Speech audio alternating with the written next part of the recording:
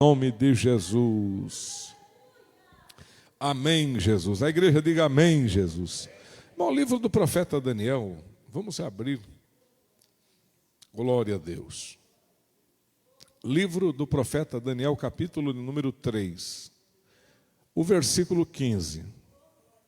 Quem trouxe a Bíblia, vamos abri-la. Livro do profeta Daniel, capítulo 3, e o versículo de número 15. Glória a Jesus. Deus abençoe os ouvintes de casa também. Nós estamos pela Rádio Colom, então uma saudação a todos os ouvintes do programa. Que Deus abençoe e que o Espírito Santo possa falar ao coração de vocês também aí nas suas casas, no trabalho, onde vocês estiverem. Livro do profeta Daniel, capítulo 3, versículo de número 15. Diz assim: Agora, pois, estáis dispostos, e quando ouvirdes o som da trombeta, do pífaro, da cítara, da harpa, do saltério, da gaita de foles, prostrai-vos e adorai a imagem que fiz. Porém, se não a adorardes, sereis no mesmo instante lançados na fornalha de fogo ardente. E quem é o Deus que vos poderá livrar das minhas mãos? Amém? Eu convido a igreja para sentar. Glória a Deus. Irmãos, este versículo 15 aqui do capítulo 3, parte da história de Sadraque, Mesaque e Abednego, que eram 3 judeus que foram levados para a Babilônia. Não só eles, né? Foram milhares de judeus que foram levados para a Babilônia, e ali alguns deles foram separados para serem educados em toda ciência e conhecimento dos caldeus. E dentre os muitos que foram escolhidos para receber essa educação estava Sadraque, Mesaque e Abednego. Daniel também estava. E a Bíblia mostra, irmãos, que Daniel, Sadraque, Mesaque e Abednego, eles tiveram uma prosperidade tremenda na Babilônia, né? Uma prosperidade muito grande. E isso acabou despertando, assim, principalmente contra a vida do profeta Daniel, despertou muita inveja. Porque quando uma pessoa, ela, digamos, é bem-sucedida, e quando a gente fala bem-sucedida, não significa apenas com dinheiro, mas bem-sucedida em várias áreas da vida da pessoa. Os irmãos sabem que ser bem-sucedido não significa ser uma pessoa rica materialmente falando. Diz a palavra aí fora que o maior rico não é aquele que tem mais dinheiro, mas é aquele que tem menos falta das coisas, né? Então, de repente, o teu salário, o teu ganho não seja muito grande, só que você é uma pessoa que aceita, que é uma pessoa agradecida, é uma pessoa que, né, não é aquela pessoa que tem, digamos assim, muita ambição, porque tem pessoas que são muito ambiciosas. Daí, quanto maior a ambição da pessoa, mais necessidade das coisas a pessoa sente. Mas uma pessoa, irmãos, que ela não tem grandes ambições, e a Bíblia Sagrada, irmãos, o evangelho que eu conheço, é um evangelho que nos ensina assim, ó, o escritor de Hebreus, ele disse que nós devemos nos satisfazer com as coisas humildes. Está ali na carta aos Hebreus. O apóstolo Paulo, ele ensinou assim, ó, que se a pessoa ter o que comer e o que vestir, já deve estar com isso alegre. Isso é bíblico. O apóstolo Paulo também, na 1 de Timóteo 6,10, ele falou assim: os que querem ser ricos, caem em tentação. Os que querem ser ricos, caem em tentação, né? E em muitas concupiscências nocivas, que submergem os homens à ruína e à perdição. Então a gente poderia enumerar aqui quantas pessoas, irmãos, que saíram do anonimato, que saíram de uma vida simples, de uma vida, digamos assim, parecida com a nossa, às vezes até um pouquinho mais inferior do que o da gente. E essas pessoas, elas prosperaram. E embora tendo muito dinheiro, o dinheiro às vezes não pôde satisfazê-la de forma a torná-la uma pessoa feliz. Porque, como diz um corinho que nós cantamos, irmãos, quem tem Jesus tem tudo e quem não tem Jesus não tem nada.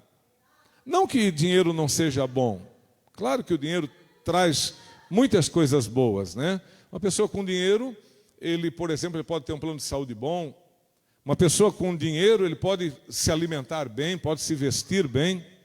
Uma pessoa com dinheiro, ele pode fazer viagens, conhecer lugares que talvez, não tendo dinheiro, ele nunca vai conhecer na vida dele.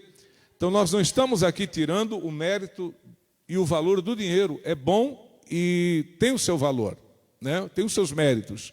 Mas não é tudo, né? Então, muitas das vezes você pode não ter dinheiro, mas você pode ser alvo de invejas, né? De pessoas maldosas que tentam te derrubar. Foi o caso do profeta Daniel aqui que eu estou falando. A inveja dos caldeus ali contra Daniel foi uma inveja enorme, né? Eles tentaram fazer de tudo para destruir a vida de Daniel. E Sadraque, Mesaque e Abdenego não é diferente, também eram pessoas bem-sucedidas, pessoas vitoriosas, né? Quem crê que você é uma pessoa vitoriosa? Eu já falei, muitos pastores falam, muitos médicos dizem, né? Para nós estarmos aqui vivos, nós já vencemos a corrida da vida, que foi aquela realizada no útero da nossa mãe, né? Os irmãos sabem que quando uma criança nasce, é porque aquele pequeno espermatozoide ele conseguiu chegar onde os outros não conseguiram, né? E aí nascemos. Então lá no ventre da mãe nós competimos com milhões, né? E vencemos, alcançamos a vida, nascemos. Então só o fato de uma pessoa nascer já é sinal de que ela é uma pessoa vitoriosa. E se a gente for analisar, irmão, tudo que a gente passou na vida já, né? Dificuldade financeira, enfermidades, muitos de vocês aqui estiveram hospitalizados, foram submetidos à cirurgia. Muitos de vocês aqui estiveram na mira de uma arma, muitos de vocês aqui tomaram facada, tiros, muitos de vocês aqui estiveram a um passo da morte e Deus os guardou. Então eu estou falando aqui nesta tarde, não é para pessoas perdedoras, eu estou falando aqui nesta tarde para pessoas vencedoras, para pessoas que o Senhor resolveu abençoar a tua vida. Quem crê, diga glória a Deus.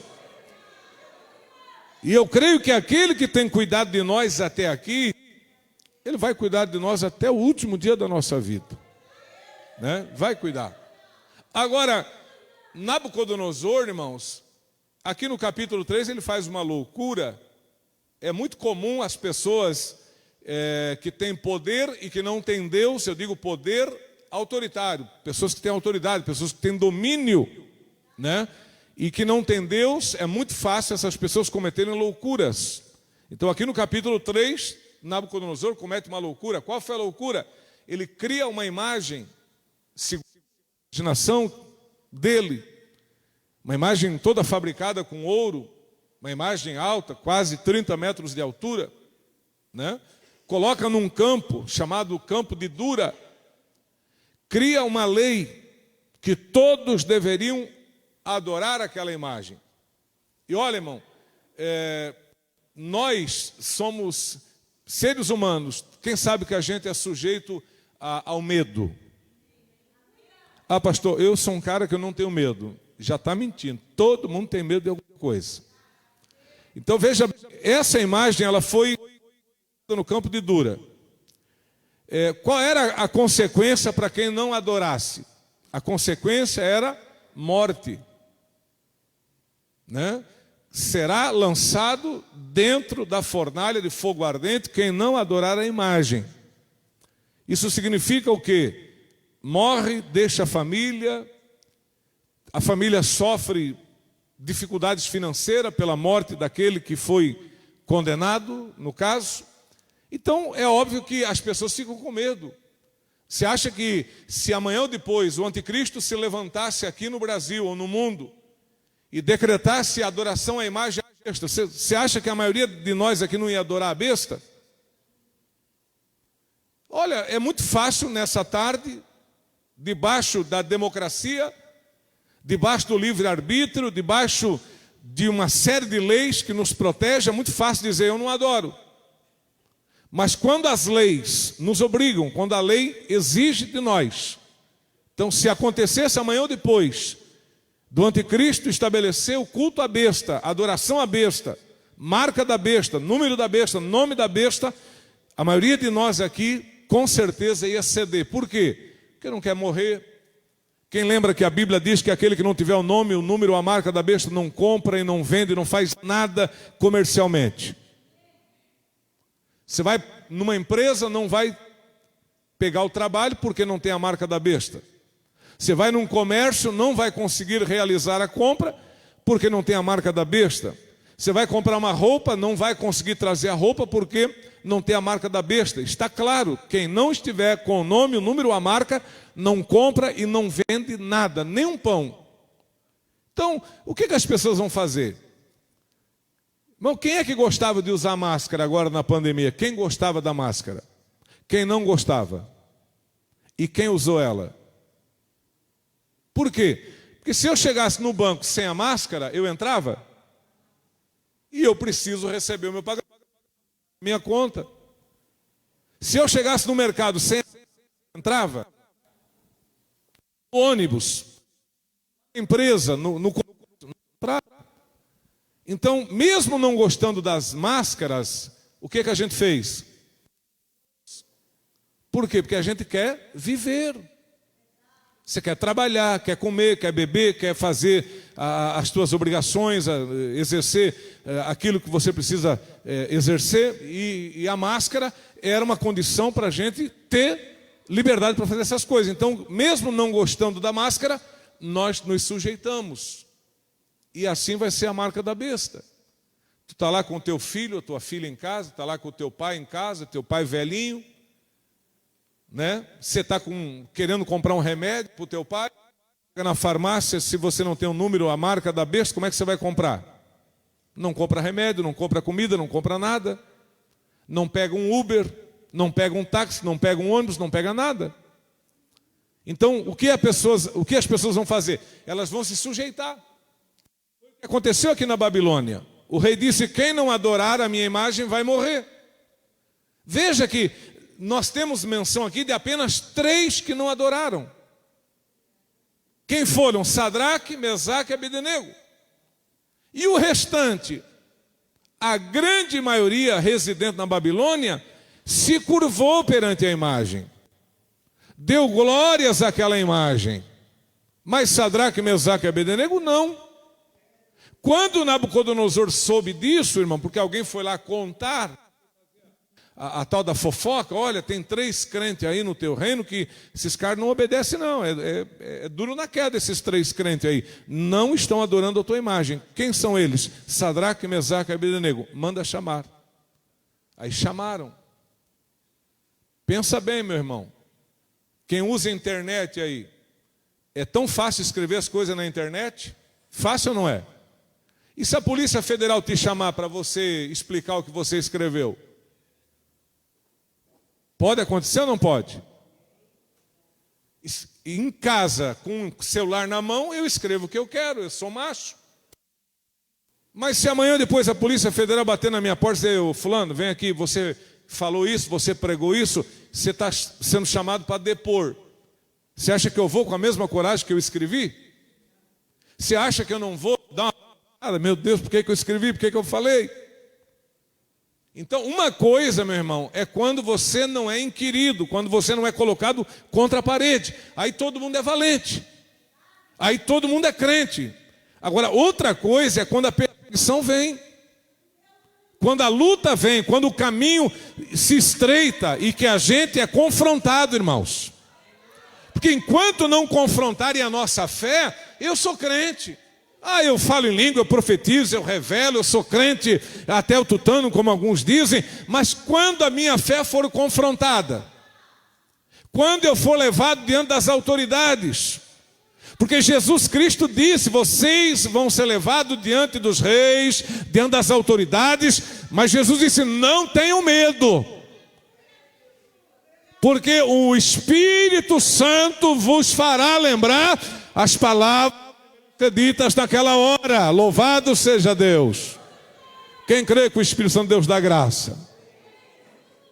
Então, irmãos, não se engane que evangelho não é o que muitos pensam, né? Dá uma olhadinha a vida que Jesus passou aqui, a vida que Paulo, que Pedro, que Tiago, que a igreja primitiva passou. Irmão, você acha que a Bíblia chegou até nós sendo, digamos assim, uma peça comercial? Porque para nós hoje, irmão, Bíblia representa algo comercial, algo que alguém vai me vender e essa pessoa vai ter um lucro em cima daquilo que ela, vendeu. Bíblia hoje representa um produto comercial. Você compra uma Bíblia como compra um sapato, como compra um livro qualquer. Só que essa Bíblia, para chegar até nós, o valor dela não foi comercial. Irmãos, para essa Bíblia chegar até nós, lágrimas foram derramadas. Mais do que lágrimas, sangue foram derramados.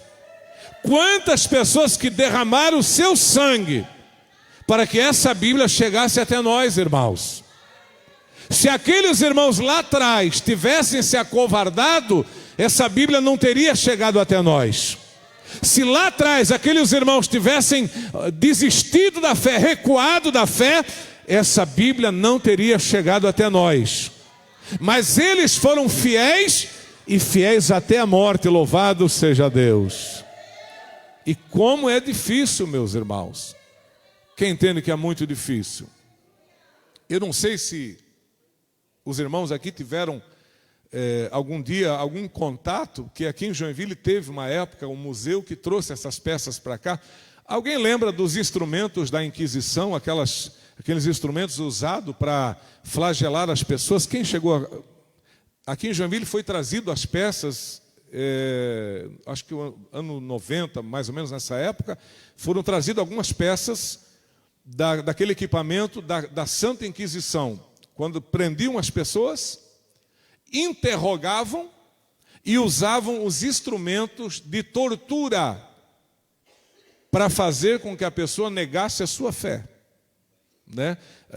Um dos instrumentos, havia uma roda e a pessoa era amarrada naquela roda de costas, né? E aquela roda girava e embaixo da roda eles acendiam uma fogueira e a roda ia girando e passava em cima do fogo, a uma distância do fogo, mas ia assando a pessoa viva, até a pessoa dizer, eu nego, eu desisto da fé, eu não creio mais em Jesus, essas coisas, né? Então as pessoas eram torturadas.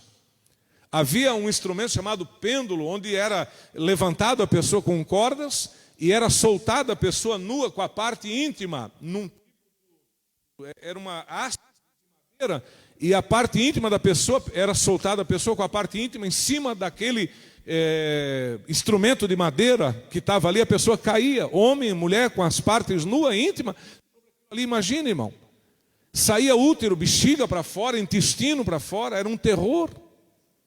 Tudo isso os irmãos passaram. No mundo morreram 25 milhões de pessoas na época da Inquisição. São 25 milhões. Se a gente se assusta com 6 milhões de judeus que o Hitler matou, a Inquisição matou 25 milhões. E qual era o crime das pessoas? A fé. Por que Sadraque, Mesaque e Abednego estão sendo julgados? Estupro? Assassinato? Roubo? Não. Por que Sadraque, Mesaque e Abednego estão sendo julgados? Por causa da fé. E sabe, irmãos, eles estão fazendo no mundo todo a gente ser culpado por causa da nossa fé. Irmão, não tem ninguém que ame tanto os gays como a igreja. Quem ama os homossexuais? Levante a mão. Só que eles dizem que a gente é o quê? Homofóbico. Os crentes, os evangélicos são homofóbicos. Mentira. Jamais um evangélico vai perseguir um gay, jamais um evangélico vai bater, vai ameaçar um gay de morte, jamais. Sabe o que nós fazemos pelos gays? Oramos. Só que isso está sendo crime para nós. Entenderam? Então, nós estamos chegando, irmão, sim, numa situação muito parecida com a de Sadraque, Mesaque e Abednego. O deles era adorar uma imagem. E nós é o sistema. O sistema está vindo como um rolo compressor. E quem não sair da frente, ele passa por cima. E nós vamos sofrer o dano, irmãos. Se Jesus demorar para voltar, eu não sei quanto tempo ainda Jesus vai demorar para voltar. Não sei se estarei vivo. A minha esperança é estar vivo no dia da vinda de Jesus, porém, não sei. Paulo também tinha essa esperança, porque quando Paulo escreve à igreja em Tessalônica, no capítulo 4, versículo 13, Paulo começa a falar do arrebatamento. Quando Paulo chega no capítulo 4, versículo 15, Paulo diz: os mortos ressuscitarão e nós, os que estivermos vivos, seremos transformados. Veja que Paulo, ele tinha esperança de arrebatamento. Pedro tinha esperança de arrebatamento. Tiago, a igreja primitiva, tinha esperança de ser arrebatada. Mas Jesus não veio ainda. Porque Deus é longânimo, a vontade de Deus é que ninguém se perca. Mas que Jesus está às portas para buscar a igreja, Jesus está, meus irmãos. Amém? O apóstolo João, ele escreveu o livro de Apocalipse, e quando ele está fechando o livro, ele diz: Maranata, que significa vem, Senhor Jesus, né? Era o desejo de João. João na ilha de Patmos, exilado, executando o serviço pesado, trabalho, ameaçado de morte, um jugo terrível ali na ilha de Patmos, e João recebe a revelação do Apocalipse, e quando ele termina de receber aquela revelação, o coração de João está jubiloso e ele deseja que Jesus venha. E este deve ser o desejo da igreja, que Jesus venha, que Jesus volte. Glória a Deus, amém, meus irmãos? Então, nós estamos diante de uma situação que não tem mais como correr, meus irmãos, né? Então, a igreja hoje, ela é uma igreja muito teórica, pouca prática. Eu digo teórica porque sabemos tudo de oração, né? A gente dá estudo, a oração que agrada a Deus, como receber o milagre, 7 passos para aqui, 7 passos para ali, como devemos orar. Sabemos tudo de oração. Teoricamente, nós estamos bem. Sabemos muito bem as Escrituras, mas o nosso problema, a nossa falha não está na teoria, está na prática. A Bíblia diz: não ameis o mundo e nem o que no mundo há. Sim ou não, meus irmãos? Lançaram o filme da Barbie aí. O que tem de crente indo para o cinema assistir a Barbie? Quem sabe disso? E esse filme da Barbie, irmão, veio para destruir com a família. Sim. Exatamente. Material LGBT, e é um filme completamente feminista. Desconstruindo a família, desconstruindo a mulher, né? Fazendo com que as jovens sejam feministas, que venham aderir ao movimento feminista. Porque é incrível, irmão, como você pode ver, a maioria dos homens tá deixando de ser homem, estão sendo bananas. Por que os homens estão sendo bananas? Desculpa falar, irmão, mas é que as mulheres estão tomando o comando. Tá? O que acontece? Quando um homem tem dinheiro, escuta, quando um homem tem dinheiro, olha o que o homem pensa: bom, estou com essa grana aqui, vou fazer isso aqui, vou fazer isso aqui para minha família e tal. Quando o homem tem dinheiro, ele pensa assim. Quando a mulher tem dinheiro, olha como ela pensa: eu não dependo de homem. É o movimento feminista. Homem para quê? Eu não dependo de homem. Tenho o meu emprego, tenho a minha casa, tenho o meu carro, eu tenho a minha condição, eu vivo sem homem. Esse é o pensamento feminista. Veja, e aí o que acontece? O número de mulheres feministas aumenta. Às vezes, mesmo dentro da igreja, alguém pode ser crente, mas pode ter ideal feminista. Então, esse filme da Barbie, eu estava vendo um videozinho que levou a filha no cinema. E sabe como é que o pai foi vestido, irmão? De vestido. Vestidão todo rosa, rodado. E o pior é que a sociedade aprova. A sociedade escrevia assim, ó, isso que é pai. Irmão, se para ser pai tem que colocar um vestido para ir para o cinema, então não vou ser pai nunca. Bom, isso que é pai, isso que é amar o filho. Irmão, estamos verdadeiros monstros. Os filhos de hoje estão crescendo, na grande maioria, sem afeto, sem sentimento. São verdadeiras máquinas, né? Criados por esses caras chamados influencer, né? Porque está lá no YouTube, está lá no Facebook, os caras influenciando as nossas crianças, influenciando a nossa juventude. E sabe como é que o pai e a mãe estão? De braços cruzados. Então, esse filme da Barbie aí, até o Ratinho fez um comentário, não vão assistir, que esse filme é o diabo. Veio para destruir o Ratinho. Eu nunca assisti o programa do Ratinho, mas diz que é um programa que ele fala muito palavrão. Se o Ratinho, com tanto palavrão que fala, está dizendo que o da Barbie é pior, imagine como é que não deve. Então, meus irmãos, diz que o filme começa já, né, com a Barbie, as criancinhas brincando de boneca, casinha, e a Barbie vem e diz, olha, esse tipo de vida atrasou as mulheres e tal, daí as criancinhas começam a quebrar as bonecas, começam a quebrar as casinhas e se rebelam, né?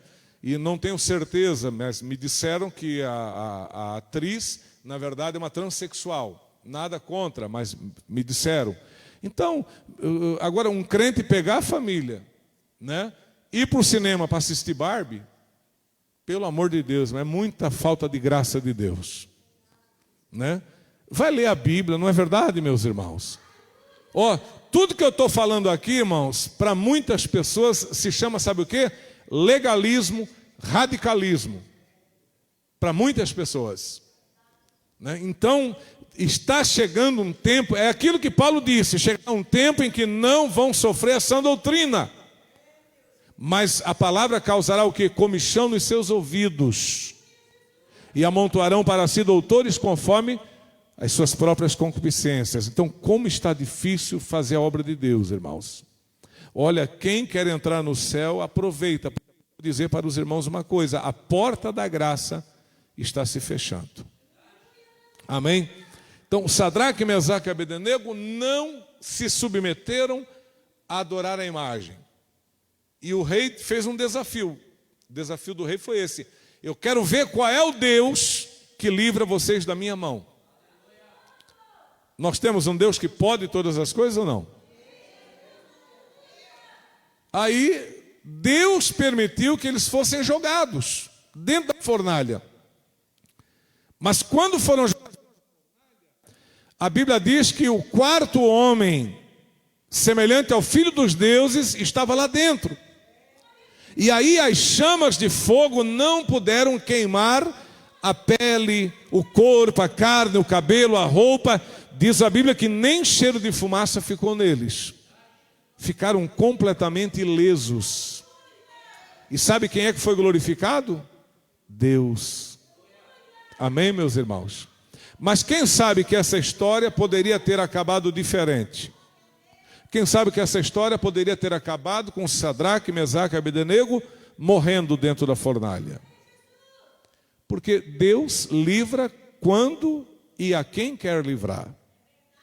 Por exemplo, Isaías morreu cerrado pelo meio. Tu imagina, irmão, que morte terrível. O profeta Isaías, né, foi morto no Egito, cerrado pelo meio.